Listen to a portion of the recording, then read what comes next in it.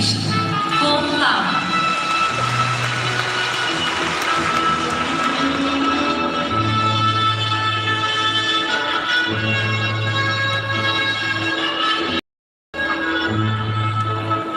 Katubig Maria Kathleen K. J., Bachelor of Secondary Education, major in English, magna cum laude.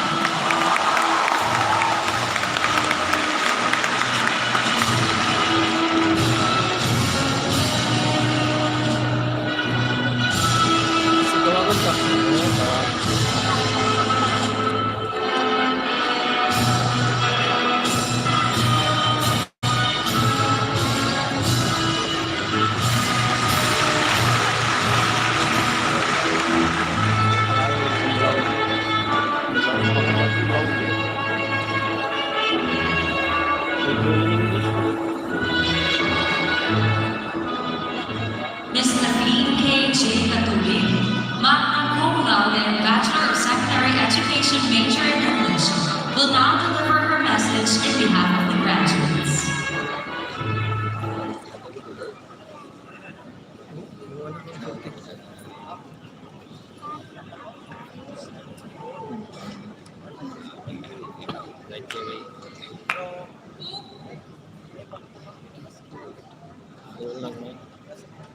Pope John 23rd once said, "Consult not your fears, but your hopes and your dreams. Think not about your frustrations, but about your unfulfilled potential. Concern yourself not what you tried and failed in, but with what is still possible for you to do." Thank you to the graduation committee for the honor of speaking on behalf of the graduates today. To our school president, Mr. Christopher Tan, sir. To our chief operations officer, Mr. Mark C. Macabenta, sir. To our assistant operation officer, Ms. Lazel de Los Angeles, ma'am. To our distinguished guest speaker, to the Administrative Council, faculty and staff, to my fellow graduates, to our dearest parents, relatives, and friends, a pleasant morning to all. A struggle between fears, between hopes. There are different types of conflict in a literature class. And let me tell you about them that you could relate of. First, man versus society. Second, man versus nature. And lastly, the man versus himself. Let's begin with man versus society. I am Maria Kathleen K. J. Katubig, a daughter of a construction worker and a teacher's aide. My father, Gonzalo Katubig, works under the heat of the sun, carrying heavy hollow block and cement, paid in a small amount, but we value it very much because he sacrificed for us. He is my alarm clock who never forgets to wake me up, especially during my internship, where I have to wake up at 3 a.m. and travel at 5 a.m. from our home to Bunbu National High School. He is a strict father who always monitors us, especially when we come home late. But most of all, he is a loving father. Though my father's salary is not enough to sustain our daily expenses, my mother, Imelda Katubig, manages it well so that our needs can still be provided. And if ever our finances are not sufficient, she will really do her best to find the means. My mother is a teacher's aide who assists in facilitating the class, cleans 4 classrooms every weekday. And other than that, she also do other errands such as photocopying, processing papers in school, buying materials, and decorating for school program. I am very grateful that I have a supportive mother and a best friend who always listens to whatever problem or drama I experience in life. We are poor, but we are blessed to have parents who teach us with the good principles in life. We are taught to value what we have, no matter how small or big it is.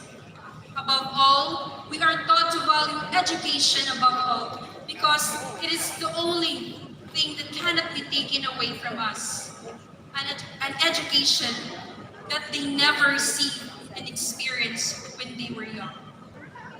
Second, man versus nature. During the hit of the pandemic, my whole life has been a roller coaster ride of emotions. At that time, when classes shifted online, my mother lost her job as an aide and she became sickly. My father, who doesn't have a stable job as a construction worker, didn't get any job for many months. My phone was broken. Our electricity was cut off and everything becomes hard and dark. I lose hope during those times, but the thought of giving up was never in my heart and mind. With the help of the people who surround me, I was able to continue my studies. My brother Louis, who lent his phone for my online class. My cousin Celine gave me a power bank, and my loving grandmother Magdalena Katubig allowed me to charge my phone in their home. Although a 5-minute walk to arrive to her home every day. I also received a message granting my wish in one of the programs of Phinma COC, the Wish Upon a Star, to have a nebulizer for my mom. Behind the waves of challenges I face, I am grateful as I gain more lessons about life.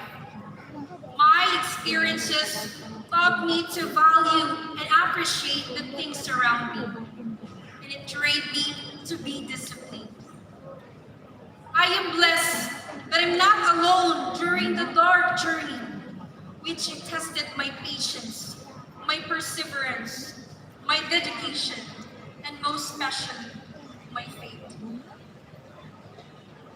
Lastly, man versus himself. Dear graduates, do not let your fear control you. Do not let your frustrations stop you. Do not let your failures define you. But instead, plant hope, not fear. Accept the challenges and move forward. We may experience different battles in life. We may not receive the answers right away, but everything will have a perfect sense. Behind those struggles, a new version of you will transform. Behind those pain and suffering, there will be a big change that will happen. I know that each of us has their own story of struggles and difficulties. But trust the process and feel it. Believe me, God is preparing for something. As we celebrate our success, hard work, and sacrifices, let us not forget the people behind our accomplishments. From the college whom I considered my learning family, headed by our hard-working dean, Dr. Risa Limaati. Together with our dedicated DSED program head, Ms. Mary Jean Castro, as well as DED program head, Dr. Jerlene De Corpus, and not to forget to our wonderful teachers. Thank you for teaching and inspiring us. To all our parents who are present today, thank you for your endeavor and sacrifices in supporting your children. To my hardworking father, Gonzalo Patubig, and my mother, Imelda Patubig, Thank you is not enough, but I thank you very much. To my two caring grandmothers, supportive aunties, uncles, my friends, my loved ones, thank you very much. And of course, let us thank the people that cheered and motivated us while we are silently fighting our inner battles. Our classmates, our friends, could be our loved ones. And to the City Scholarship, Hawak Kamay Scholarship, and Ched Tulong Tunong, giving back to the community will be the greatest thing that I can do for supporting and financing my studies. Thank you very much for helping me to finish my college education. Thank you, Phinma Cagayan de Oro College, for a quality education that you offered to us. Thank you for helping us not only to sharpen our minds, but to open our hearts and be prepared to the world that is waiting for us outside. 10 years ago, I was in the same place with the same event here at Limkitkai Atrium, Cagayan de Oro City. It was our elementary graduation where I told myself, one day I will stand here and share a graduation speech. And God answered it. God for this day. And as I end my speech, I would like to leave this message. We should not think much about our fears, but think about our hopes and dreams. We should not think about our frustrations, but think about our unfulfilled potential. We should not think about the things we tried or failed in, but to think about the things that we are possible to do. When life becomes harsh, believe me, God is preparing you for something. Congratulations, graduates of Batch 2023, mabuhay tayong lahat!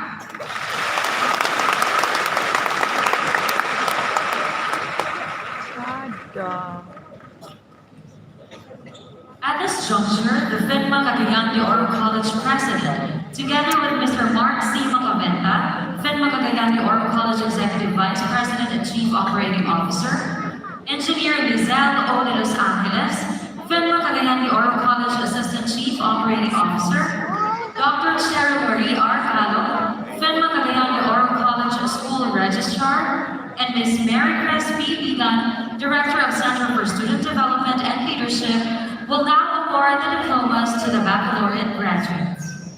The college deans will congratulate the graduates. Ms. Cytheria C. Dahanay, Faculty of the College of Education, will read the names of the graduates from the College of Education. Ms. Gretel C. Tomongkay and Ms. Roan C. Salon, Faculty of the School of Criminology and Criminal Justice, will read the names of the graduates from the School of Criminology and Criminal Justice and the College of